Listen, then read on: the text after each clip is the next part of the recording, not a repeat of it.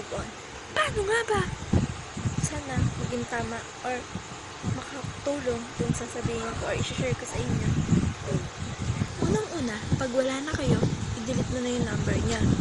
Or pag nakulit siya, nag-GM pa rin, papansin pa rin sa'yo kahit may girlfriend na siyang bago, edi magpalit ka na ng number. Ikaw nga dumistansya. Kanta landi, wala na kayo. Huwag ka mag-stalk, hindi na kayo. Kasi masasaktan ka lang pag nakita mo may bago siya nilalandi. Pag wala na kayo, huwag mo na rin siya kakamustahin.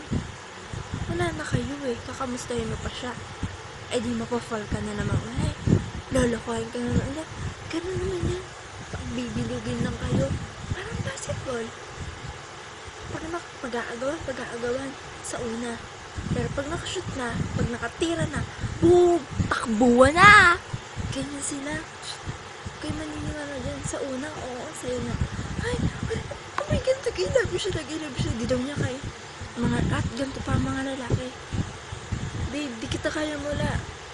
Baby, di kita kaya mawala sa buhay ko. Why? Talaga? Utot mo. Puro ka ganyan. Dahil mo sinasabi. Ba't buhay ka pa? At wag din tayong bitter. Pag nakita mo, ay, ang pangit naman ang bago niya. Ay, ba yung pinarit niya sa akin? Ang pangit naman. Huwag tayong gano'n Oo, alam natin walang hihigit sa atin.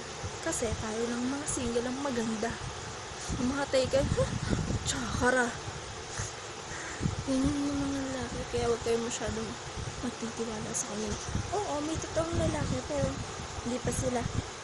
Yung mga nakakarelasyon natin, hindi pa sila yung tunay.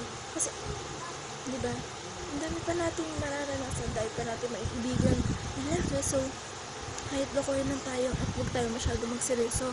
Kasi alam niyo naman ng mga lalaki, di ba? Kilala natin sila. Mga galawang breezy nila, kilala natin. Gusto lang naman nila. Text sa una, sweet text. Susunduin ka. Pag sa huli, wala na. Busy ako. May papuntahan kami. Hindi ako magpa-load. Pero ang totoo, hindi siya makapagpa-load.